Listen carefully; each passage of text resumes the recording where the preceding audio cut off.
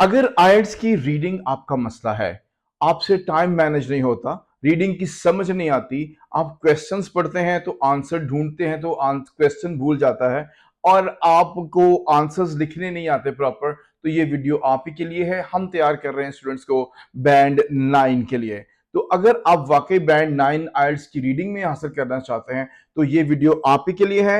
आपने इसको सेव कर लेना है और दोस्तों से शेयर करना है जो कि आइल्स के पेपर दे रहे हैं। आप कहीं से भी पढ़ रहे हैं आइल्स, हमारे पास आइल्स की रीडिंग की स्पेशल क्लासेस में ज्वाइन कर सकते हैं जिसमें आप रीडिंग को इंप्रूव कर पाएंगे डेफिनेटली।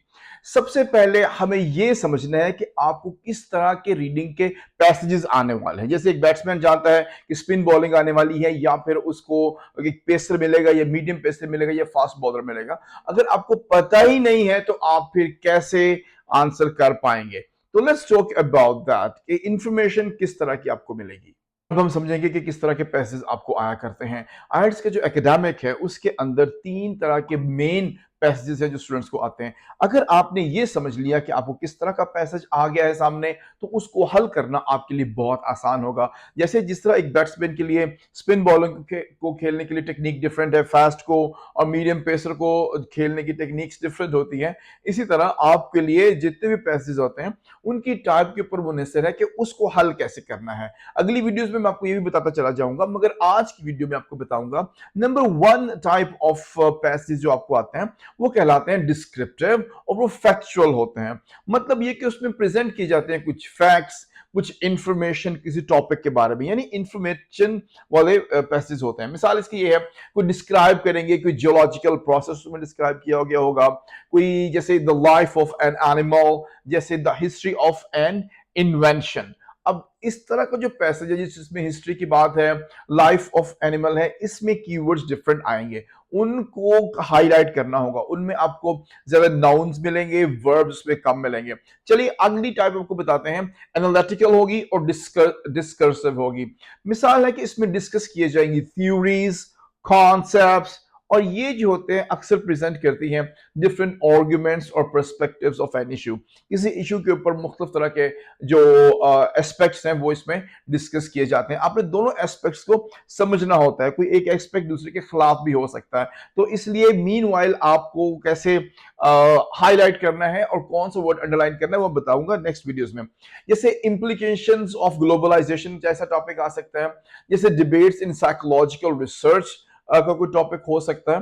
तो आपने क्लासिफिकेशन को ध्यान में रखना है कि मैं किस किस्म की बॉलिंग खेलने वाला हूं। इफ यू आर बैट्समैन और you want to be a good reader, तो ये समझना होगा। जो थर्ड टाइप होती है वो नैरेटिव होती है, जिसमें बायोग्राफिकल डाटा आ सकता है, कोई हिस्टोरिकल डाटा आ सकता है, और इसमें क्या होता है, they tell you a story about any person और उसकी लाइफ के बारे में, कोई या किसी हिस्टोरिकल इवेंट के बारे में, या कोई जो डेवलपमेंट हुई है पास्ट के अंदर उसके बारे में आपको आपसे क्वेश्चंस हो सकते हैं। ये पैसेज आपके पास आएगा।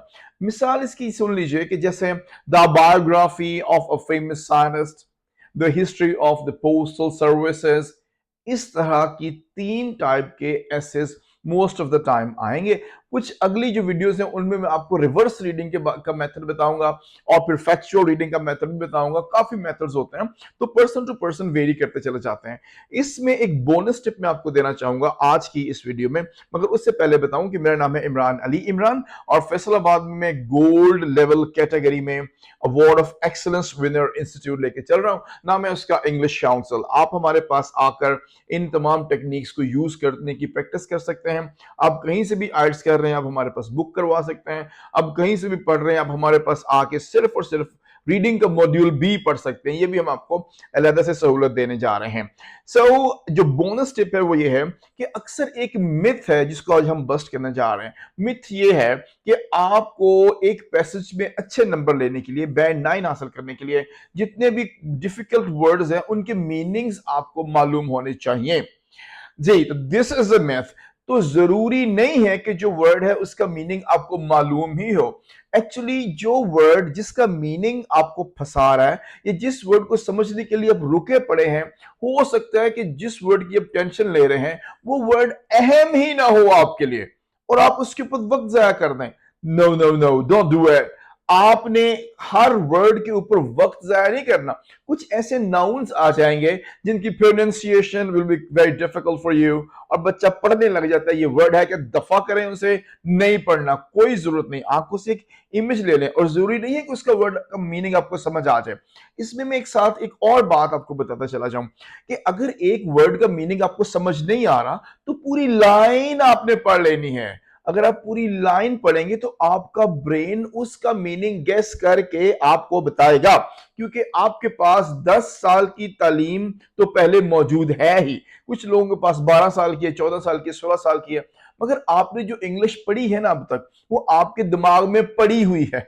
उसको जुबान पे और हाथ में और दिमाग में लेकर आने की जरूरत है, जिसमें हम आपकी मदद करेंगे इंशाल्लाह। हमारी दुआ है कि अल्लाह ताला आपको कामयाब करे। मेरा नाम है इमरान अली इमरान, और हमारे हैं दो काम, आपको पढ़ाना IELTS PTE और आपको करने इंटरनेशनल एडमिशंस। अल्लाह ताला आपको कामयाब करे। अस्सलाम वालेकुम।